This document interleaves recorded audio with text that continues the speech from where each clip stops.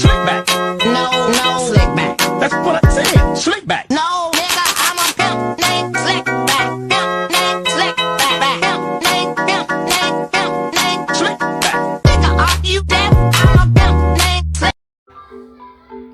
Assalamualaikum warahmatullahi wabarakatuh. Hai, saya Yuli Agustin dari kelas 12 IPS 2. Di sini saya akan membahas mata pelajaran ekonomi tentang akuntansi sebagai sistem informasi. Oke, langsung saja ke video pembahasannya. Nah, kalian sebelumnya pasti sering dengarkan tentang akuntansi. Nah, kita akan membahas apa sih itu akuntansi dan apa fungsinya akuntan. Pengertian akuntansi adalah proses mengidentifikasi, mengukur, dan melaporkan informasi ekonomi yang memungkinkan pengambilan keputusan dan penilaian yang jelas serta tidak membingungkan oleh penggunanya. Itu pengertian akuntansi menurut Asosiasi Akuntansi Amerika. Selanjutnya, pemakai informasi akuntansi. Nah, jadi, akuntansi menyediakan informasi untuk berbagai pihak sesuai dengan kebutuhannya.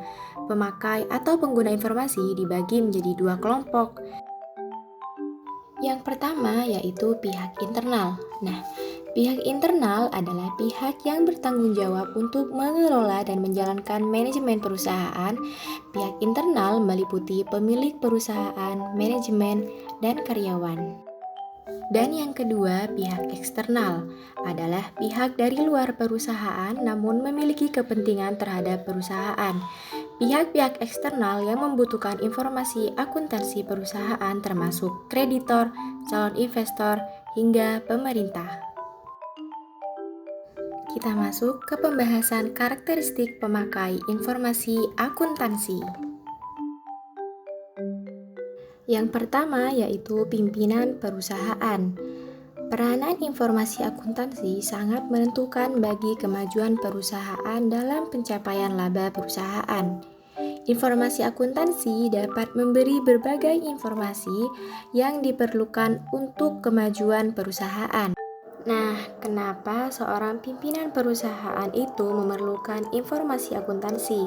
Karena seorang pimpinan itu ia harus mengetahui keadaan keuangan perusahaannya.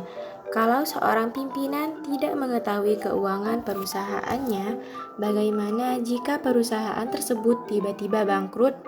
Nah, jika pimpinan perusahaan mengetahui keadaan keuangan perusahaannya, ketika perusahaan mengalami kerugian, seorang pimpinan harus mencari strategi atau promosi apa yang harus dilakukan agar bisa mencapai laba maksimum dan tidak menimbulkan kerugian.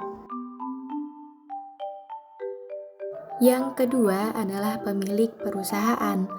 Pemilik secara langsung menikmati hasil yang dicapai perusahaan. Jika perusahaan gagal mencetak laba, maka pemilik perusahaan merupakan pihak yang menanggung banyak kerugian.